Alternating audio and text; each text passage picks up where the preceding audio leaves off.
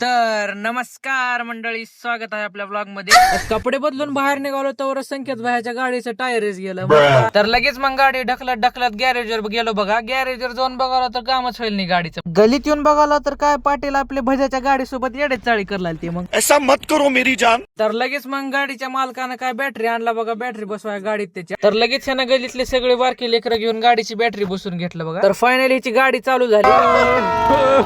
गाडी चालू झाली म्हणून लगेच एक चक्कर मारायला गेलो बघा. येऊन बघालो तर ह्यानी पाणीपुरी खायचं नियोजन लावले. मग काय निघालो बघा गाडी काढून. तर एकदम जाम थंडी होती म्हणून काय स्वेटर घालून निघालो आपल्या गँग सोबत.